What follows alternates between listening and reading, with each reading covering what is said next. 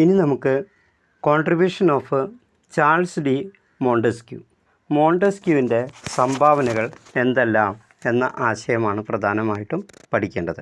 ഇപ്പോൾ സാമൂഹ്യശാസ്ത്ര ചിന്തയുടെ വളർച്ചയിൽ മോണ്ടസ്ക്യൂവിൻ്റെ സംഭാവനകൾ എന്തെല്ലാം എന്ന ആശയം നമുക്ക് വിശദീകരിക്കാനായിട്ട് സാധിക്കണം. ഇപ്പോൾ ജ്ഞാനോദയ കാലഘട്ടത്തിൽ ഫ്രാൻസിൽ ജീവിച്ചിരുന്ന തത്വചിന്തകനാണ് മോണ്ടസ്ക്യൂ. ഇപ്പോൾ യൂറോപ്യൻ എൻലൈറ്റൻമെൻറ്റ് പീരീഡിനെ പ്രതിനിധാനം ചെയ്യുന്ന വളരെ പ്രധാനപ്പെട്ട തത്വചിന്തകരിൽ ഒരാളാണ് മോണ്ടസ്ക്യൂ. ആധുനിക സാമൂഹ്യശാസ്ത്ര സിദ്ധാന്തങ്ങൾക്ക് തുടക്കമിട്ട നിരവധി കാഴ്ചപ്പാടുകൾ അദ്ദേഹത്തിൻ്റേതായിട്ട് ഉണ്ട്. വിവിധ സമൂഹങ്ങളിലെ രാഷ്ട്രീയ സംവിധാനങ്ങൾ, ആചാരങ്ങൾ, രീതികൾ എന്നിവയെ ശാസ്ത്രീയമായി അപഗ്രഥിച്ച വ്യക്തിയാണ് മോണ്ടസ്ക്യൂ. നിരവധി യൂറോപ്യൻ രാജ്യങ്ങളിൽ സഞ്ചരിക്കുകയും അവയുടെ ഓരോന്നിലെയും സാമൂഹിക സ്ഥാപനങ്ങളുടെ ഉത്ഭവം, വളർച്ച, ധർമ്മങ്ങൾ എന്നീ കാര്യങ്ങൾ പഠിക്കുകയും ചെയ്താണ് അദ്ദേഹം തൻ്റെ വീക്ഷണങ്ങൾ രൂപപ്പെടുത്തിയത്. സാമൂഹിക സ്ഥാപനങ്ങളെ താരതമ്യം ചെയ്തു പഠിക്കുന്ന രീതിയാണ് മോണ്ടസ്ക്യൂ പിന്തുടർന്നത്. 1748 പ്രസിദ്ധീകരിച്ച the spirit of the laws എന്ന ഗ്രന്ഥത്തിൽ ഭരണകൂടങ്ങളുടെ സ്വഭാവത്തെക്കുറിച്ചുള്ള അദ്ദേഹത്തിൻ്റെ വീക്ഷണങ്ങളും സമൂഹത്തിൻ്റെ ഘടനയെക്കുറിച്ചുള്ള വീക്ഷണങ്ങളും ഉൾപ്പെടുന്നു. ഇത് ഏറെ ചർച്ച ചെയ്യപ്പെട്ടിട്ടുള്ള ഒന്നാണ്. മോണ്ടസ്ക്യൂ മുന്നോട്ട് വയ്ക്കുന്ന ആശയങ്ങൾക്ക് ഇന്നും സമൂഹത്തിൽ ഏറെ പ്രചാരം ലഭിക്കുന്നു എന്നുള്ളതാണ് മറ്റൊരു പ്രധാനപ്പെട്ട കാര്യം. ഭരണകൂടങ്ങളുടെ സ്വഭാവമനുസരിച്ച് അവയെ 3 വിഭജിക്കാമെന്നാണ് മോണ്ടസ്ക്യൂ അഭിപ്രായപ്പെടുന്നത്. ഒന്നാമതായി റിപ്പബ്ലിക് എന്നും, രണ്ടാമതായി മൊണാർക്കി എന്നും, മൂന്നാമതായി ഡെസ്പോട്ടിസം എന്നും അതിനെ തരംതിരിക്കാം.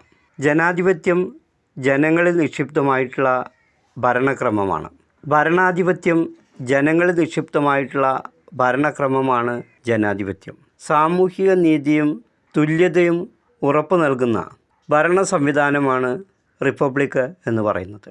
ഒരു ജനാധിപത്യ രാഷ്ട്രത്തിലെ വ്യക്തികൾക്കിടയിൽ അഭിപ്രായ സമന്വയവും കൂട്ടായ്മയും വളരെ അധികം പ്രകടമായിരിക്കും.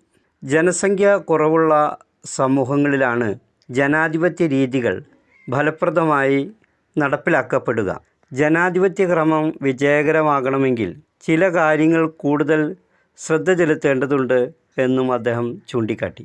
അപ്പോൾ സമൂഹത്തിൻ്റെ പുരോഗതിക്ക് ഉചിതമായ നിർദ്ദേശങ്ങളാണ് മോണ്ടസ്ക്യൂ മുന്നോട്ട് വച്ചത്. അധികാരത്തിൻ്റെയും സമ്പത്തിൻ്റെയും കേന്ദ്രീകരണം പാടില്ല. ഭരണകർത്താക്കൾ സാമൂഹിക സമത്വം നിലനിർത്തുന്നതിൽ ശ്രദ്ധയുള്ളവരായിരിക്കണം. മിതവ്യയശീലം ഉറപ്പുവരുത്താനുള്ള ശ്രമങ്ങൾ ഉണ്ടായിരിക്കണം. നിയമവ്യവസ്ഥയോട് ആദരവ് കാണിക്കുകയും ദേശസ്നേഹം പ്രകടിപ്പിക്കുകയും ചെയ്യുക തുടങ്ങിയ കാര്യങ്ങളാണ് അദ്ദേഹം നിർദ്ദേശങ്ങളായിട്ട് മുന്നോട്ട് വെച്ചത്. രണ്ടാമത്തെ വിഭജനം എന്ന് പറയുന്നത് മൊണാർക്കി അഥവാ രാജവാഴ്ച എന്നുള്ളതാണ്. ഇടത്തരം ജനസംഖ്യയുള്ള സമൂഹങ്ങൾക്ക് യോജിച്ച ഭരണ സംവിധാനമാണ് രാജാധിപത്യം അഥവാ രാജവാഴ്ച. ചില നിയമങ്ങൾ പാലിച്ചുകൊണ്ടുള്ളതായിരിക്കണം രാജഭരണം.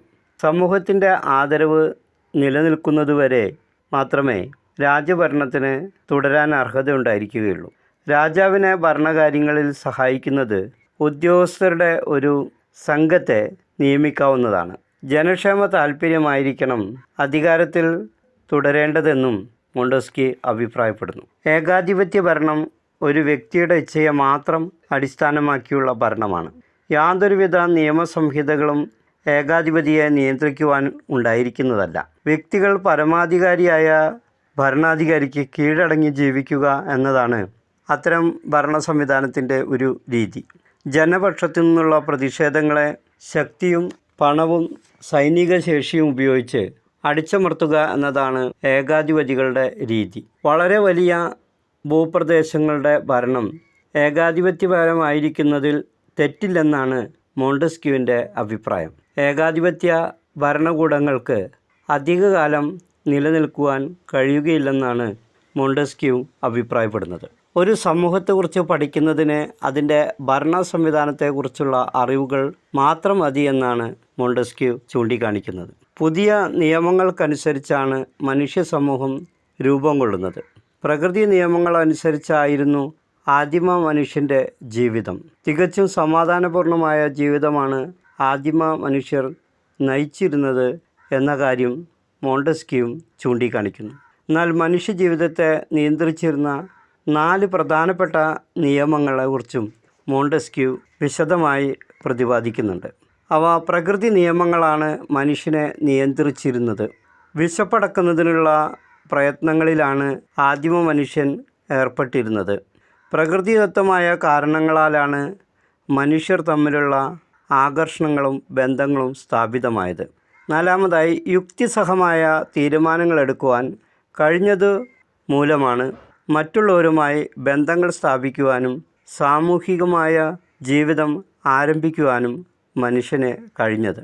ഇത്തരം കാര്യങ്ങൾ റൂസോവിനെ പോലെ തന്നെ മോണ്ടസ്ക്യൂവും വിശദമായ പഠനവിധേയമാക്കി നമ്മളോട് അതിനെക്കുറിച്ച് വിശദമായി പറഞ്ഞു തരുന്നു. പ്രകൃതി നിയമങ്ങളുടെ അടിസ്ഥാനത്തിൽ ഉണ്ടായി വന്ന സമൂഹങ്ങളിൽ വ്യക്തികളുടെ പ്രവർത്തനങ്ങളെ നിയന്ത്രിക്കുന്നതിനുള്ള നിയമങ്ങൾ ഉണ്ടായി വന്നു. വ്യക്തികൾ തമ്മിലുള്ള സാമൂഹിക ബന്ധങ്ങളെ നിയന്ത്രിക്കുന്നതിനുള്ള നിയമങ്ങളാണ് ആദ്യഘട്ടത്തിൽ ഉണ്ടായി വന്നത്. തുടർന്ന് ഭരണാധികാരികളും പൊതുജനങ്ങളും തമ്മിലുള്ള ബന്ധങ്ങളെ നിയന്ത്രിക്കുന്നതിനുള്ള, അതിനെ നിർണയിക്കുന്നതിനുള്ള നിയമങ്ങൾ നിലവിൽ വന്നു. ഇവയെല്ലാം സ്വാഭാവികമായി സംഭവിച്ചതാണെന്നാണ് മോണ്ടസ്ക്യൂ അഭിപ്രായപ്പെടുന്നത്.